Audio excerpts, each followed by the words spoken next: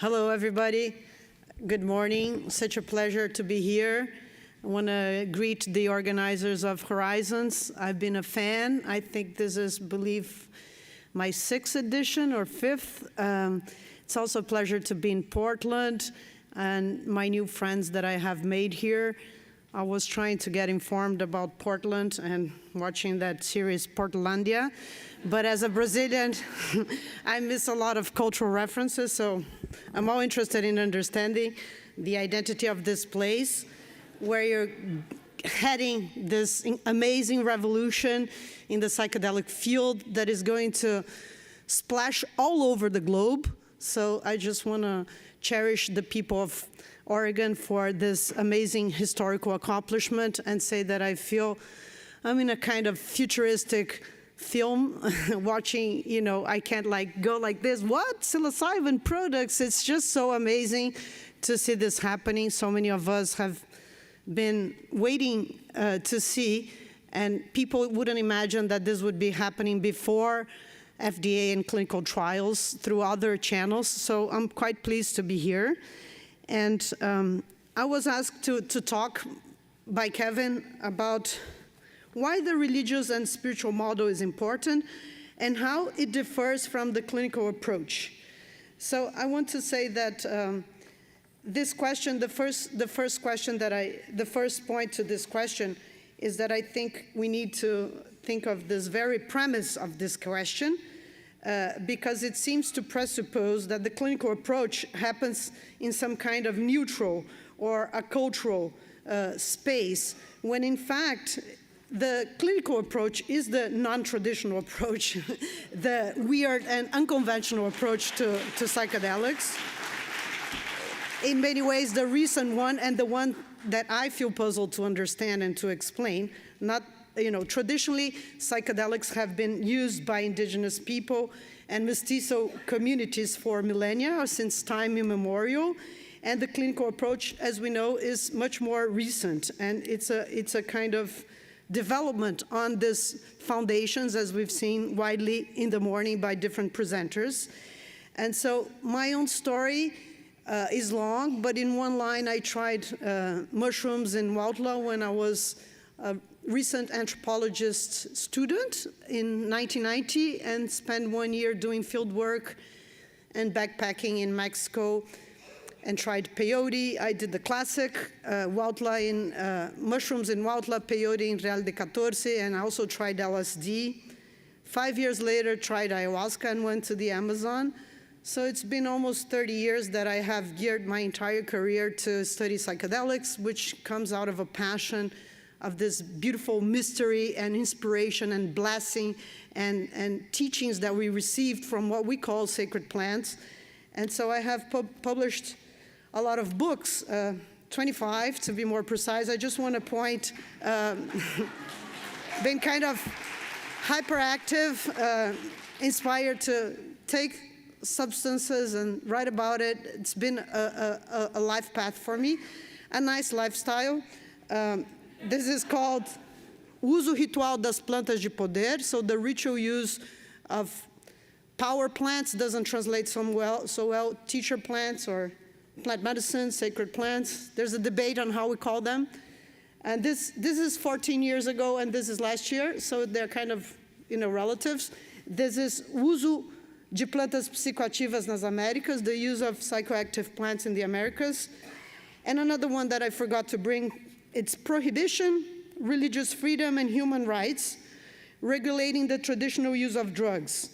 So these books include substances such as ayahuasca, mushrooms, jurema, peyote, cannabis, cat, salvia divinorum, coca, tobacco, toé, snuffs, sananga, cambo, yopo, chimbó, iboga, and beverages such as kashiri. As we know, the use of sacred plants is central to indigenous communities, and in a lot of these places of origin, it's related to the very idea of being human. It's through the consumption of these plants that we became human, and a lot of myths of origin are related to the story of these plants itself. So these plants have played central role in the lives of traditional people, and they can be found in the intersection of diverse areas of life, including politics, medicine, shamanism, aesthetics, knowledge transmission, socialization, and celebration. Again, as I said before, I think it's kind of scary to take psychedelics with doctors in hospitals. No, I also have a job in MAPS and I support research. I'm just making a joke. I think all avenues are important, but I just want to say that I feel a little funny when I have psychiatrists being so alarmist, about the dangers of this substance. I'm like, it depends on who you talk to and where you come from. The setting is different. So, as we know, some of the psychoactive plants have been progressively incorporated and regulated in developed Western societies by both national legislation and by the United Nations conventions. However, this incorporation of these substances have not gone without challenges, because our definitions of religion are heir to the main world religions, so Judaism, Christianity, Islamism. And of course, there is a huge role of colonization in all of this. These definitions of religion do not match necessarily traditional indigenous or some shamanic conceptions. For example, there is a great irony that you have certain religious uses, such as the Brazilian ayahuasca religions, Santo Daime or União do Vegetal, that have Christian elements, are recognized in the United States, while shamanic or traditional uses of ayahuasca are not. So there's a great paradox in this. Anyway, coming back to the purpose of this panel, why does religion or spirituality matters? In one line, because this is not just about molecules, people. And so the biomedical and scientific approach is based on this model of randomized controlled trials, RCT. This is founded in the idea that we can separate the effects of the drug and setting, and that you can measure objectively the effects of the drug only by comparing it to other groups and the use of placebo. However, this is a very problematic and reductionistic way to understand the psychedelic experience, because the borders between the substance, the drug, setting, are really a construct. They are a fiction. The categories of setting were popularized by Timothy Leary, Metzner, and Alper in the psychedelic experience in 1964. However, these are ambiguous and nebulous categories that are used to define basically everything that is not the substance itself. Go to the little box, setting. Let's put it over there. We all know, and it has been mentioned here extensively again in the morning, that healing is a holistic affair. It includes the individual and also the historical and cultural context. It includes social relationships. It includes the relationships with the human world and with the non-human world, with the world beyond, or the invisible world, the world of the ancestors. Those of us that actually take psychedelics know that there is one fundamental element for healing. It's the friendship and the community that happens around this. How many of you have deep connections, friendships around psychedelics are so strong and so powerful? They have that complicity, that alliance, that connection, that relationship. In my case, I just want to say, there's also a marriage, because my partner and I like to take psychedelics together, and we met in a psychedelic conference. So I just want to celebrate that. In sum, psychedelics can't be reduced to the narrow world of materialism, scientific and biomedical reductionism, rationalism. And this is what is interesting about the psychedelic renaissance. This is exactly why we have to celebrate. And then I'm going to bring a kind of classic and boring sociologist, just because we have to, as an anthropologist and academic, we kind of have to do those things. I want to evoke Émile Durkheim and say that religion can produce social integration, unite people around beliefs and rights. It produces sociological effects. We know of many communities that use psychedelics and have strong ties, and even diminished levels of violence, of problematic use of alcohol, and people living really measured and balanced lifestyles. And so if on the one hand, psychedelics can help us live better lives, it can also help us rethink our own epistemologies and dream of other futures. It can help us engage in the systemic critique of capitalism, and above all, and this is my queer cry, and I also am dedicating this to my wife, to take down patriarchy. Thank you.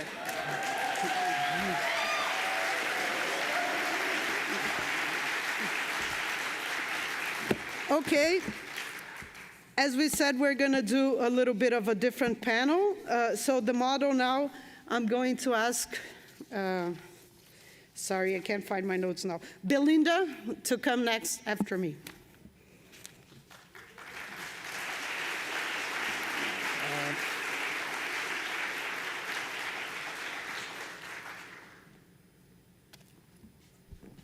Thank you, Bia. Such passion, right? You can tell when you're getting old that you got to use cheaters now. Good morning, everyone. Thank you, Bia, and thank you to the organizers for this opportunity to speak with you today, Eloqua. I want to first acknowledge my relatives in the original people and their descendants of this land called Portland. I share a common colonial experience with these relatives, and I am an invited guest today. Yat e shikedo shidene sheya Belinda Eriacho yeneshye haniyani nishle nashteje besheshin the Bethlehem dashache nashteje dashanella. Translated from Navajo to English. Hello, my relatives and friends. My name is Belinda Eriacho. My maternal clan is the one who walks around. I was born for the Zuni people. My maternal clans are the Black Sheep clan. My paternal grandparents are the Zuni people. This is who I am as a Dene, a Shiwi woman. I come to you this morning to represent the legacy of my great-grandmother, Bishtiba, one who rides with the Braves, who was considered a ward of the federal government and was placed into an internment camp in the 1800s. I come from 3 generations of military families who have served their country in the armed forces and have experienced PTSD. I am also the survivor of centuries of intergenerational trauma through relocation, boarding schools, the arrival of the Spanish conquistadors in search of riches and gold in New Mexico, and the ancestors that have experienced it. I am also the ancestor that I have been waiting for. Why do I mention these points? Because it helps to give you the context in what I'm here to talk about, which is the Church of the Eagle and the Condor that I have helped to create with my brothers and sisters in Arizona. The church had its beginnings in 2017 when a traditional blessing way ceremony was held to welcome Grandmother Ayahuasca to the Southwest, to the traditions of our people. The blessing way ceremony calls upon the Diendene, the holy ones, for positive blessings. In 2018, the Church of the Eagle and Condor was created as a nonprofit public benefit corporation incorporated in the state of Arizona.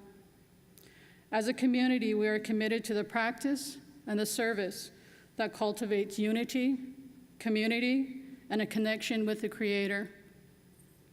The creation of the church and its continued evolution are the result of ceremonial work and divine guidance.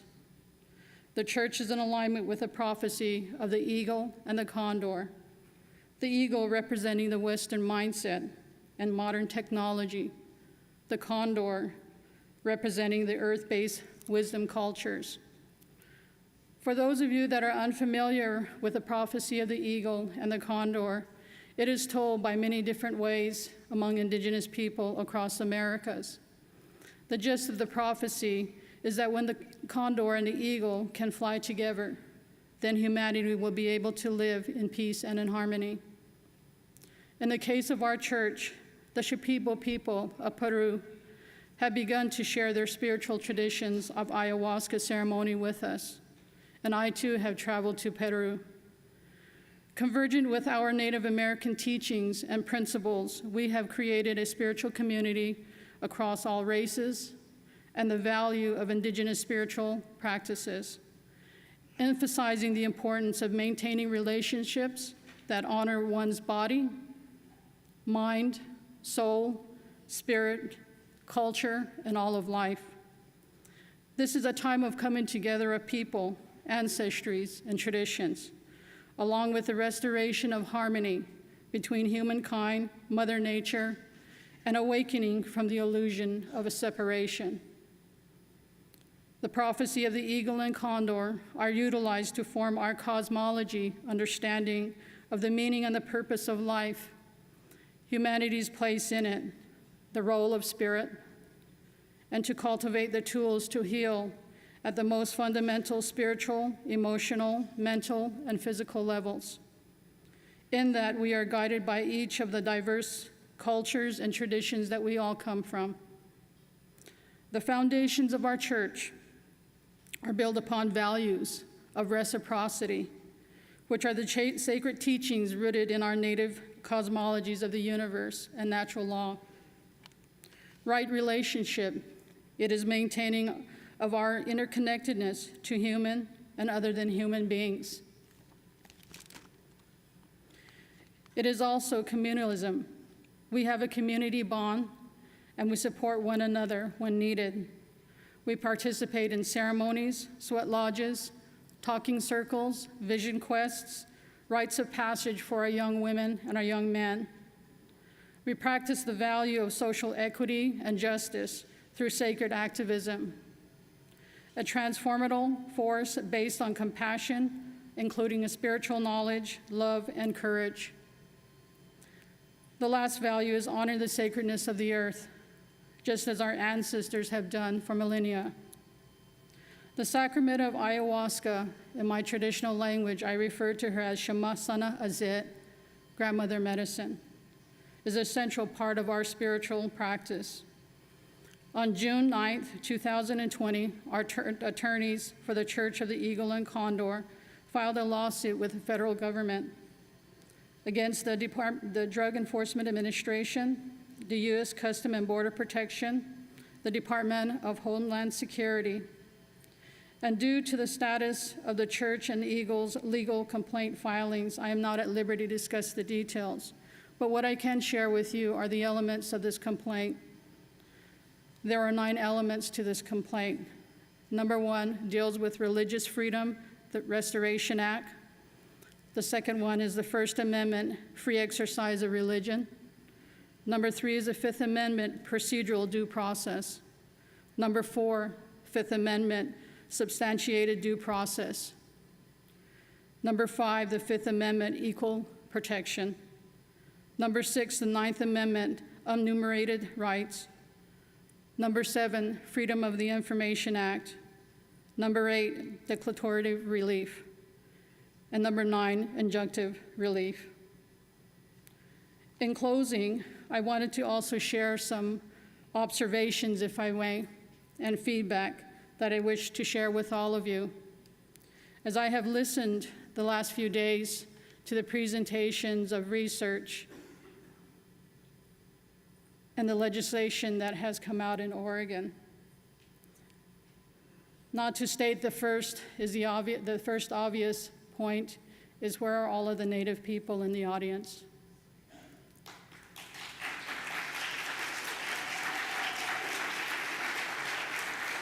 Thank you. I hope that as you move forward with Measure 109, that you include the voices of the 19 tribes of Oregon.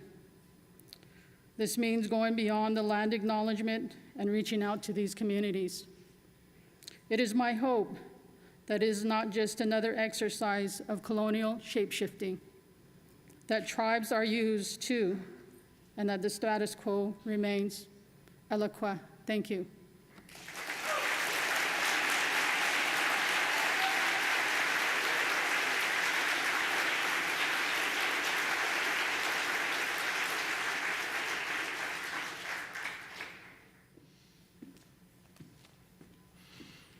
Hi, everyone. My name is Bob. It's an honor to be here, and it's an amazing point in history. I hope everyone has a sense that history is being made at this conference and in Oregon. And I have a very strong interest in seeing it unfold in good ways and to avoid hitches insofar as possible, to lift up which is good and most useful. And I want to acknowledge that the process for the people working on Measure 109 cannot have been easy. It's happening, so far as I can tell, in a compressed time frame, with people with all kinds of compartmentalized specializations who are not necessarily deeply aware of the specializations of their colleagues. People probably come at Measure 109 with differing agendas and values and points of view. I'm just guessing from afar, I live in Northern California, that it has the quality of lurching to the left and then a rapid turn to the right. But knock on wood, it's overall moving forward in a good direction.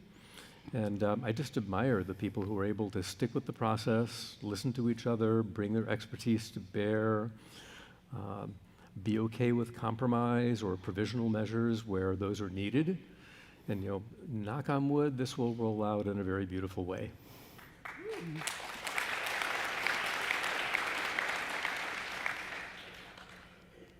I'm going to offer a couple of fairly separate points here having to do with my hope that this will unfold in a good way for the service centers, the facilitators, the public at large, the clients. And one concern that I have is really about how we talk about psilocybin. People in the room would know that it was not an easy task to get various municipalities to pass political measures allowing psilocybin, assuming that the feds don't stop it.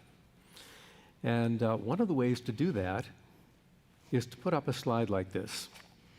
This is from David Nutt's group in the UK, where they did a fairly systematic review of abusable drugs and rank ordered them according to overall harm. Not sure if you can read the fine print at the bottom, but alcohol and heroin have by far the worst harm to users and harm to others within the sphere of the users. Skip down to cocaine, cannabis, GHB, methadone, butane, ecstasy, and the last three are LSD, buprenorphine, mushrooms. So if you look at this, you would say, oh, mushrooms are super duper safe and maligned, misunderstood. Therefore, please vote yes on measure 1, 2, 3, 4, 5, 6. And those measures have done very well. But we need to notice something, which is the harm bar on mushrooms is not flat. It's not 0. And we would do well to understand for ourselves, remind ourselves, and also bring into the public discourse that really nothing is completely safe. Why do I say this? Probably half a dozen times over the course of the session here, I've heard people say in passing, mushrooms are perfectly safe. Our job is to make sure that the mushroom experiences are perfectly safe, which is a noble goal, and it's not always going to be met. There will be outliers. There will be times, despite the best of screening, the best of circumstances, when a high-dose mushroom session leads to temporary, sometimes long-term harm. And I would like for it to be the case that when that comes to light, it is not a shock to anyone that the public who read the billboards and the messaging for the political campaigns don't end up thinking, whoa, we were snookered. Let me give you one example of a mushroom administration, actually synthetic psilocybin administration, that didn't turn out so very well. This took place at a well-known university, above ground, legal, with what I believe to be pretty much the best in class, best available screening, including standardized instruments, cardiac workup, clinical judgment in the course of an interview with a potential volunteer in the study. This volunteer had one psilocybin session that was glorious, filled with insight and illumination and elevation of mood. And then the protocol called for a second one about a month later. The person had an extremely difficult session. Now, people in the room I believe, understand that a so-called bad trip or a challenging trip is not necessarily a bad one in terms of outcome, and that often people will report that a challenging experience led to huge breakthroughs. This volunteer is not saying that. What they experienced after their second session was the beginning of frequent, unbidden, severe panic attacks. Severe enough that the heart would be racing. After a couple of weeks of that, the person went to their primary care physician, got a referral to a cardiologist, a complete workup. The cardiologist said, your heart is fine, don't know what's going on, but it's not your heart. And the person experienced disrupted sleep. If you know about that, if your sleep is disrupted more than a few times in a week, you become very low functionality at work. And this person was destabilized from their ability to work and have a pleasant life for a period extending months.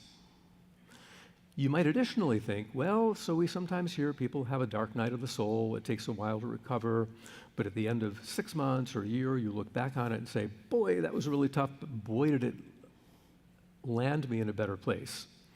At least at present, this university volunteer is saying, you know, that really just wasn't true for me. If I had a time machine and I could go back and not do that session, I would not do that session. Now, they might change their minds in 6 months or a year, but just know that under the best circumstances we know how to provide, there will be casualties like that all over the map. Might be somebody who at the end of 8 hours is not ready to go home. The facilitator would like to go home to breakfast, the office manager would like to lock up the shop, the volunteer would like to go home, but they don't know where their home is, or they're depersonalized and needing help. What's going to happen?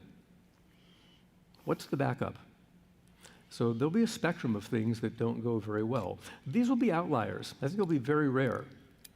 But if you're part of the voting public who got told that psilocybin does great things for everyone, safest drug on the planet, probably safest drug in the galaxy, and then you hear these things, you're going to think, wait a minute, I didn't get the full story. Now, should this be very hard to absorb? Not really. Our culture, over the course of a century or more, has done a pretty good job of absorbing the fact that driving an automobile is actually very safe, except when it isn't. And when it isn't, we know how to work with that. It's a tragedy, but nobody feels as though, I had no idea there could be car crashes. You can think of lots of examples.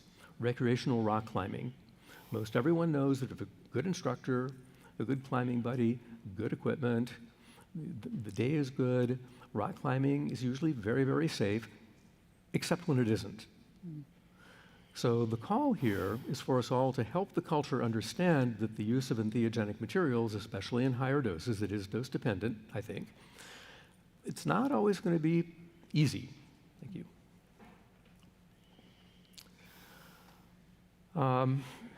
The frequency of events that don't go well, adverse events, is thought to be a function of the quality of the screening, facilitator training, skill, and backup. Backup meaning if it's not going well, if it's above my ability to handle the situation, who can I call for the next level of care? And no one really knows what the shape of that is, but it's generally thought that when you have less screening and less training, 20 hours, 120 hours, the cost goes down and the risk goes up. If you move the slider over here and you require more stringent screening, facilitator training, backup, and so on, the cost goes up and the risk goes down. Again, no one knows the shape of these curves. Hello? Yeah. The point here is the risks don't drop to zero. The best university setting, the best screening, the best guides, the risk is not zero. There's one political campaign that decided to deal with this head on. Decriminalize Denver, I believe, was the first in modern times to put before the voters the idea of decriminalizing, or more properly, deprioritizing the enforcement of drugs against psilocybin. And they thought after a little while, thinking, we should probably present the voting public with a more full picture. We're not just going to talk about the promising preliminary results at Hopkins and NYU and so on. We're just going to be upfront that, like everything else, there are risks. I won't read all of this, but psilocybin temporarily raises heart rate and blood pressure. There might be small risk of lasting visual disturbances. In rare cases, the experience can lead to confusion or psychosis that lasts longer than the experience. These effects are usually temporary, but may call for professional care. This was on the homepage. And by the way, this measure won by the skin of its teeth, but it won. It's worth noting that these kinds of adverse events following psilocybin are not limited to drug administration. There's a growing literature about adverse events that follow meditation retreats, 10-day, 30-day, non-drug meditation retreats. There's no time to unpack this chart. Scientific paper, peer-reviewed, 2021. If you look at the bar here, the little bit of pink and the bar over there, these reflect impairment lasting 1 month following a meditation retreat. So the takeaway is when we do strong things with our minds, with our psyches, with our brains, we can expect occasional untoward incidents.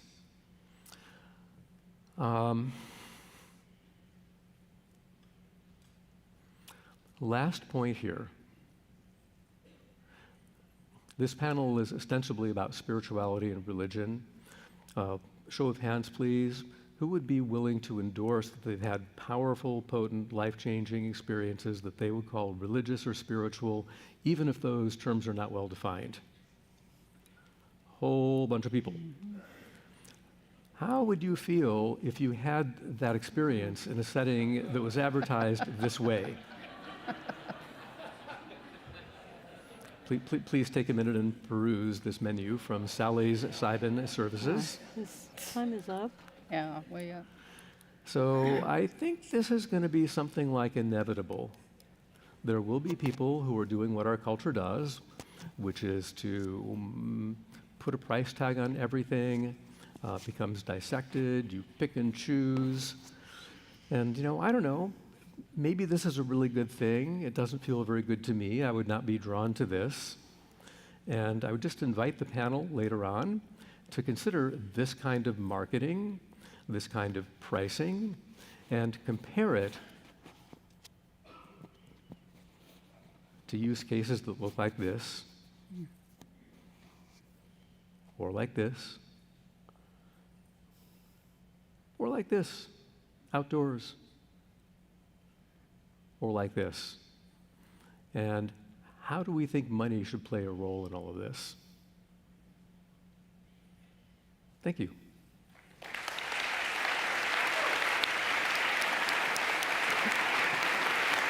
John? Oh, you're so sorry. Sorry about that. Here's John. Some really tough acts to follow here.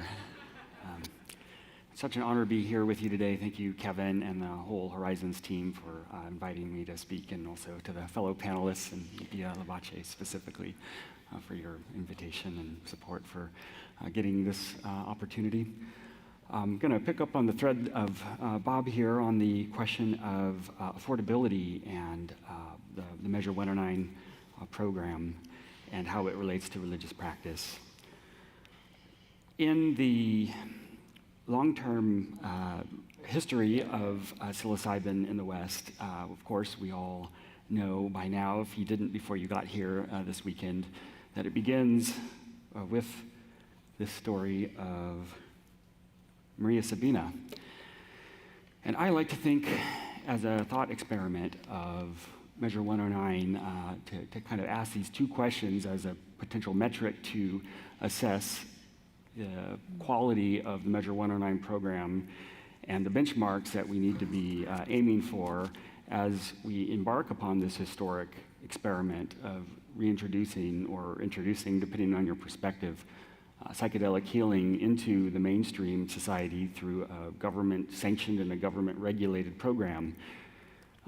If Maria Sabina were alive today, would Oregon's program allow for her to conduct her own ceremonies here in the state of Oregon? And the second question is, if Maria Sabina were alive today, would Oregon's program allow Maria Sabina to afford her ceremony here in Oregon? as Bob's alluding to, there is this delicate balance between safety and accessibility. And these are one of the predominant tensions within the 109 system. It's not going to be equitable if there's people getting hurt beyond what is to be expected, or the non-delegable risk profile that attends to psilocybin experience. But the policy measure itself emphasizes the affordability of services within the program and says that one of the key purposes of this law is to ensure that it is affordable to all persons 21 years old and older in this state for whom psilocybin may be appropriate. What that means is that it is prioritizing people in this state and not necessarily the tourists who are able to come and afford a multi-$1,000 sessions. Oregon's demographic.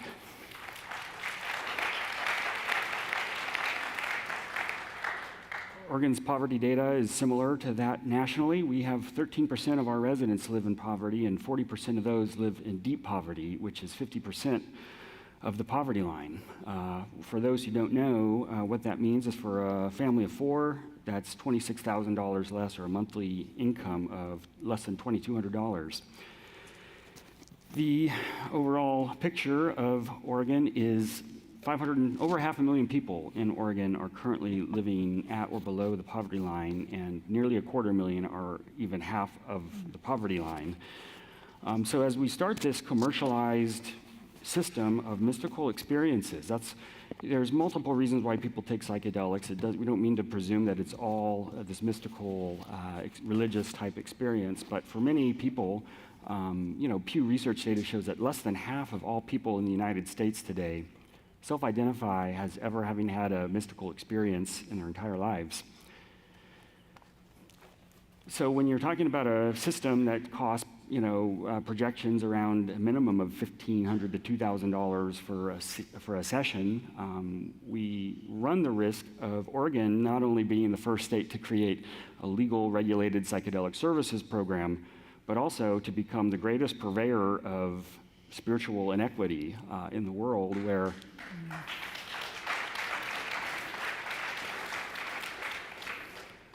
in order to have these experiences that many people appear to be unable to have endogenously, or culturally they haven't been led to seek those experiences, if they're only available to people who have substantial funds to expend on this experience, it's going to just create a systemic inequity that we haven't really, as a culture, really processed what the actual long-term consequences of spiritual elitism or class system. When we talk about the container under 109, this, echoing Bia's great comments earlier today, the therapeutic application or the clinical application is, of course, a relatively new container for spiritual exploration. Community has been kind of the container that's long existed, through indigenous populations, and including in also Western populations. We see kind of a number of religions that practice above ground in the United States that openly, despite the legal risks and the legal gray areas that attend to working with psilocybin.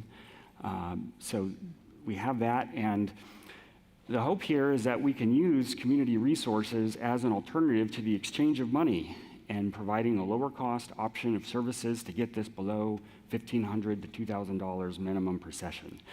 So the idea of a community-based paradigm of psilocybin services is that it's less of a top-down vertical model and more of a horizontal model where people support people, and that's not centered around this exchange of money. And the best analog I have been able to identify for this is in religious community, where people get together and pool resources, and the exchange that happens in these community spaces is not centered around exchange of money, but it's centered around people supporting each other. Just as I've just been really appreciating the community that has been built here in Horizons over the last decade and a half now. And I think we all understand that in the community container, there is a certain kind of grace that's given and a certain kind of support that's given that yet money can't really approximate when you have that. So with this community-based paradigm, there's a number of policy considerations that support this, and one of the things we've seen in the underground of entheogenic community or psychedelic community is different types of abuse and harms that occur. And if we can invite that type of community-based paradigm for services into the 109 program, we really have a significant opportunity to reduce harm that comes from unscrupulous actors, and providing oversight and accountability into these communities to ensure that they're operating in accordance with best practices, and not having to make these difficult decisions about whether to contact emergency services if there's some kind of abuse that would require law enforcement to be involved, or more commonly, I believe, medical situations in which medical assistance might be beneficial. If people are afraid that they're operating in an illegal or a legal gray area, of course, they're going to be less likely to pursue those kinds of services that could potentially be life-saving. And in fact, we do see in the instance of SoulQuest, a person by the name of Brandon Begley died in an entheogenic ceremony. There's a number of things that went wrong, but I believe that if Brandon Begley would have been operating in a Measure 109 style system, he wouldn't have had to delay, the people providing the services around there wouldn't have delayed calling law enforcement or medical attention, and we'd probably have one more person that we can clearly point to who'd be alive here today.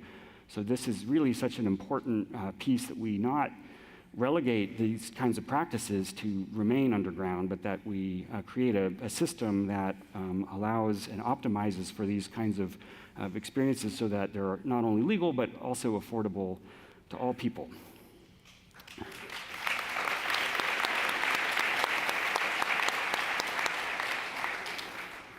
So within the context of the particular regulations that the Oregon Health Authority has promulgated or drafted so far, there are a few key areas where I've identified through our work, through the Entheogenic Practitioners Council of Oregon, that there could be opportunity to optimize this for community use paradigms. And the first of these is that a community is perfectly capable and able to provide its own sacrament to its own community members.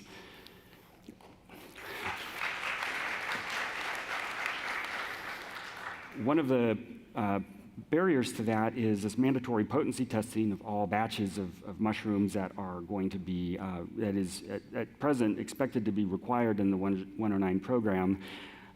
When a community is providing its own sacrament to its own community members, the community will have some sense of the potency and have an idea for how strong a particular mushroom is.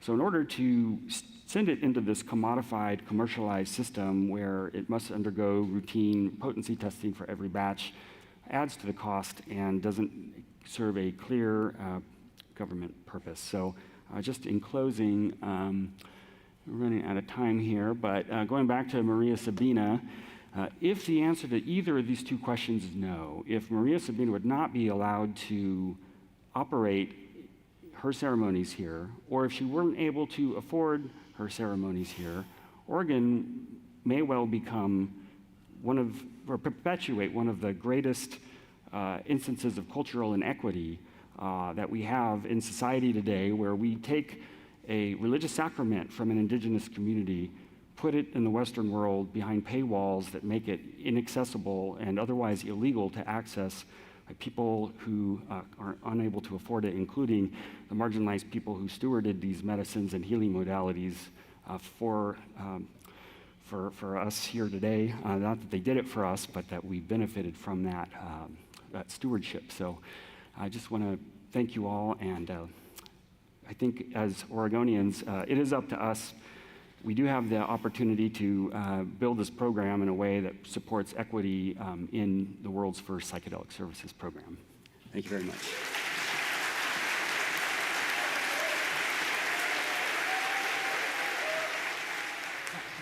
Thank you so much, all of you. Belinda, I am really cheering for the Church of the Eagle and the Condor and its legal battle. I want to ask everybody to think positive, because this if they win, is going to be such a historical achievement for all of us.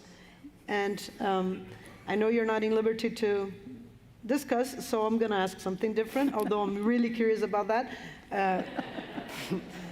What are the 3 concerns or issues that impact Native Americans in the current psychedelic movement? Well, obviously, I think one of the big ones that has already been mentioned for marginalized communities is access.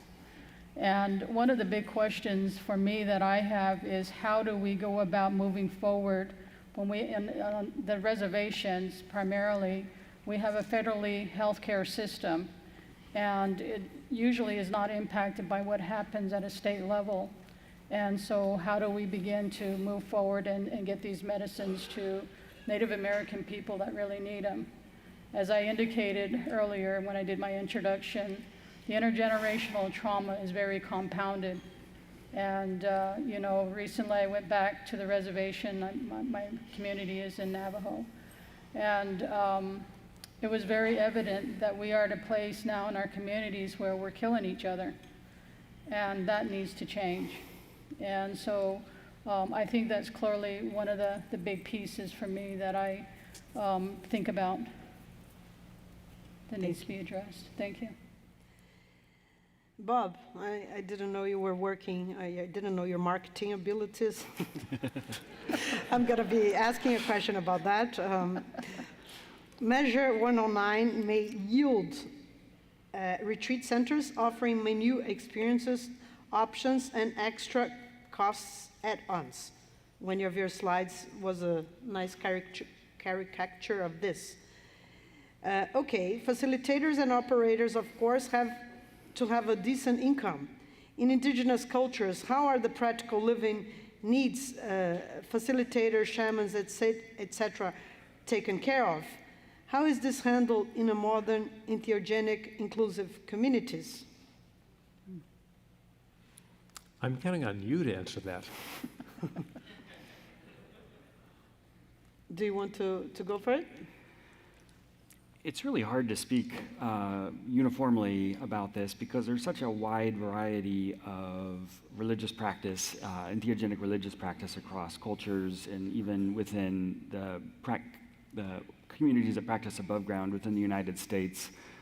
There are, you know, the question is, I mean, fundamentally, as I see it, whether they are professional clergy or whether they're unpaid, and I believe there's both options. I mean, both people do it both ways, and yeah.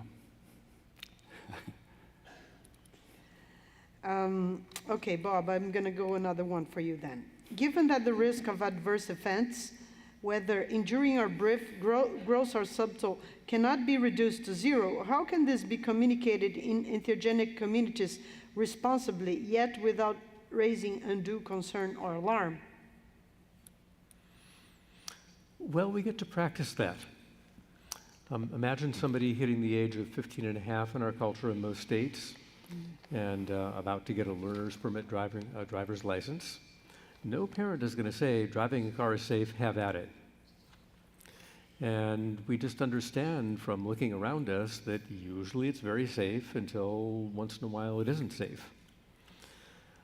It would be helpful when there are untoward incidences following an entheogenic session to not have that be stigmatized and made an object of shame, but to say, oh, somebody had an existential crisis and it took 3 or 4 days of extra care and they're fine now. So just to reveal the complexities of what happens when people have their individual experiences that can go all over the map. As Hanifa said, we were going to be self-moderating ourselves, so I'm going to be asking myself. Bia, I'm so divided. Can you talk about Chakruna's work for the Council for the Protection of Sacred Plants? And yes, my pleasure. Sorry, I just feel so suffocating to be an academic, and I wish I was a comedian. Meanwhile, you are. Yes, I want to talk about our Indigenous Response Initiative program, and I also want to talk to the philanthropists that are in the room. I am Brazilian, and I moved to the United States 5 years ago. And the inequities between North and South are so grotesque and so big, and there's so much privilege here. And it's just so shocking for me to have done my whole career in Mexico and Brazil, and the lack of funding for everything, and to see these millions of dollars that are being poured into the psychedelic space, and also as a long-time Horizons attendee. This conference feels the more businessy one and more like venture capital one, and less dreadlocks and tie-dyes, and that somebody having some kind of mental break in the audience because they took psychedelics during the conference. That's not necessarily bad, but anyway, I just really want to urge people to, like, what are you doing about it? And what are your ways of giving back? Because everybody can give back, either through scholarships, community programs, discounts, sliding scale. There's ways. So if you only put your energy and your time to think about solutions, I'm sure you're going to find solutions. For us, our Indigenous Response Initiative is a fund of 20 organizations that we invite people to donate to, and we give back to these communities, and we're not determining to them how they have to spend their money. They don't have to make sexy fundraising decks or improve their impact or show their worth or go through numerous exhausting meetings proving that what they do matter. It's on us to support Indigenous people in their own terms, their needs, their autonomy, their sovereignty, and understanding that supporting Indigenous communities is also supporting biodiversity, because areas led by Indigenous communities have higher levels of biodiversity.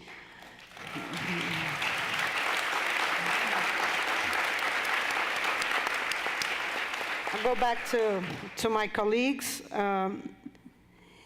Belinda, can you talk about what roles of the spirituality have in the field of psychedelic-assisted therapies? One of the things over the last 2 years, as I've traveled all over the place speaking, one of the things that is very clear to me is that we have lost the science of spirituality and how to navigate through it, especially as it relates to psychedelics. As we all know, everything is energy. And when we get into these altered states, there is also the opportunity to open doorways that we don't know how to close. And therefore, it is very prudent that one understands and works with a practitioner that knows how to navigate in these realms. And so spirituality to me is very critical.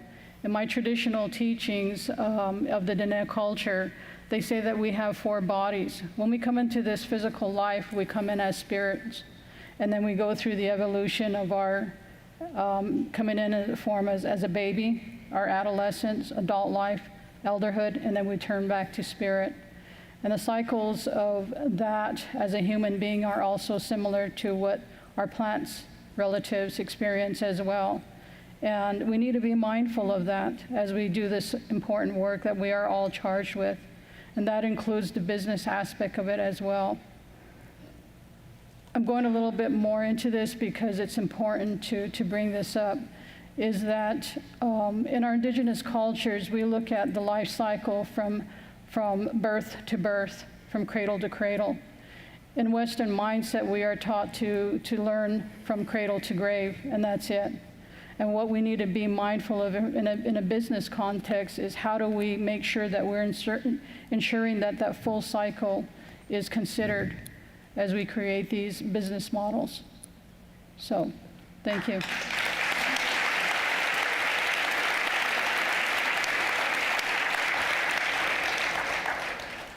Bob, you were involved in the Council for Spiritual Practices, and you also have your own private practices that you don't talk much about. I was wondering if you can share anything about how your personal experiences and the Council for Spiritual Practices influence your activism behind the scenes in studies like Johns Hopkins and bringing the element of religion to clinical trials. And You never talk much about that, but we know you know a lot. So can you share? Yeah, a little bit. That could be a long story. I am entheogenically experienced. I would not have left a nice job in the tech industry a whole bunch of years ago if I'd only read a book, as opposed to actually diving into the pool. And, what can I say? This was before PDFs circulated on the World Wide Web. This was before there was a World Wide Web. Internet, yes. www, no. So information was hard to come by. But I fell in with a group of friends, a very propitious group of friends, psychology graduate student, a Buddhist studies specialist, other people who are really kind of thinking and introspective. And we supported each other over occasional weekend adventures. We would set up simple enough ground rules. By the way, having read no examples of this, about we're not going to leave the premises, somebody will take little or nothing, they're kind of the ground control. Physical contact is okay with consent, sexual contact is not, even among partners. That's not what this evening is about. And half a dozen other simple ground rules. And over the course of my experimentation with various formations of this group, subgroups, one thing that happened is that I became fairly thoroughly dislodged of scientific materialism. I don't have a good label for what replaced that, but the scientific materialism just went, doesn't fit anymore, which got my attention. So that's the metaphysical worldview realm, as everyone in the room probably knows.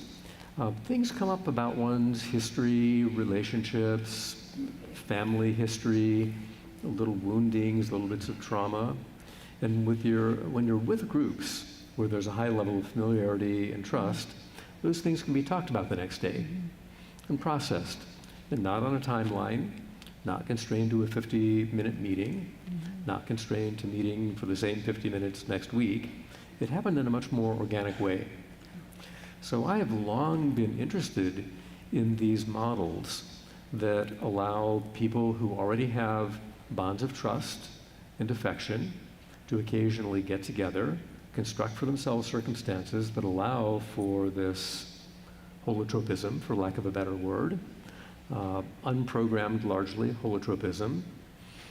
And who wouldn't want to be with a bunch of friends who've got your back as you're working out what it means to integrate some insight or some inspiration that came under the influence. So, the Council on Spiritual Practices has sponsored studies, mostly at Johns Hopkins, with more structure, because you need to do that in above ground, DEA, FDA, IRB permitted research settings, examining, for example, people without a meditation practice, but interested in developing one. We call them retrospectively novice meditators. How would the introduction of a higher level of instruction or a higher level of interpersonal support, punctuated with psilocybin sessions, advance the paths that they would like to have advanced? So I continue to think about those things. Awesome. Yeah, at the base of science, there's people that had experiences, and think about it, that bridges this distance between science and the experience and spirituality, if you learn about the history of the science. So I love that. Okay, John, back during Measure 109 campaign, Decriminalize Nature Portland came out publicly and opposed the measure. More recently, Decriminalize Nature Colorado came out in the opposition of the passage of Natural Medicine Health Act, the psychedelic policy reform initiative that Coloradans will vote in November. Why are some psychedelic advocates concerned about the creation of legalized, regulated psychedelic programs? Try to keep it short if possible. Okay, good. I'll keep it in two words or less. Psychedelics industrial complex. I think there's concern that if we, and I want to make it clear, I'm not a part of Decriminalize Nature, and I'm not, and I don't purport to speak on their behalf, but my understanding of the concerns of those movements are that they oppose the creation of legalized systems if they evolve and develop prior to the the decriminalization of plant medicines, on the fear that if there are people who start amassing intergenerational type wealth through selling or otherwise working with psychedelics, that there becomes kind of an entrenched financial self-interest that will make the decriminalized reforms increasingly harder to achieve by becoming more lobbying and becoming more entrenched within the governmental system. So the fear is that if we create a moneyed system prior to empowering people with plants, that we might not ever get to the point where we empower people with plants because capitalist interests will stop it from ever happening.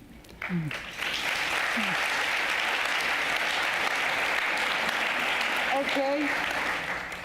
Sorry.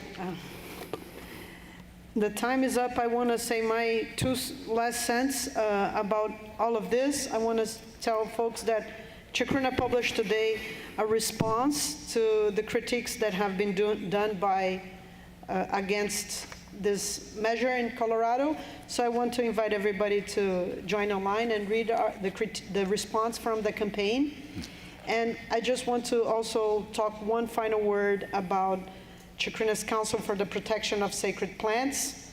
And we have been doing work to promote legal harm reduction around the use of sacred plants and issuing public warnings to talk about law enforcement tendencies and monitoring the legal developments involving ayahuasca churches' religious exemptions requests and providing spiritual, emotional, and legal support and resources for folks facing legal encounters with law enforcement. We have also supported the incubation of the Sacred Plant Alliance. SPA is an association of psychedelic churches focused on self-regulation and accountability. And we're also supporting the Church of the Eagle and the Condor in their fundraising efforts and the FOIA requests to the DEA and the Customs Border Protection, including the findings that there were 210 ayahuasca seizures in 2020. And we're creating awareness and platforming Native American voices regarding ayahuasca and peyote regulatory policies and issues around decriminalization, conservation, and cultural appropriation, and providing legal analysis on decriminalization initiatives across the country, and fomenting a discussion on what we call patenting the sacred and the publication of psychedelic commons guidelines. I also want to invite everybody to take a free look at our guide, Chacruna's Guide for Religious Freedom Restoration Act and Best Practices for Psychedelic Plant Medicine Churches. It goes everything about insurance, taxes, preparation, integration, religious rights, how to keep track of your sacrament, how to screen people, how to have a documented doctrine. There's ways that you can self-organize. And I want to conclude by saying, also remembering and cherishing that it was here in Oregon that the Oregon Pharmacy Board had a historical measure. I don't know if people are commenting. I think I'm being intelligent. Maybe everybody knows. But for me, it was nice to remember that the Oregon Pharmacy Board, as early as the 2000s, after considering the petitioning and holding a hearing, ruled that the ingestion of daime, or ayahuasca, as a sacrament was not an abuse of a controlled substance, and that the board, therefore, did not intend to regulate the sacramental use of the tea in Oregon. So let's keep this history alive and continue what has already been happening since early 2000s. Thank you so much. Thank you, Horizons. Thank you, everybody, for being here. Congratulations.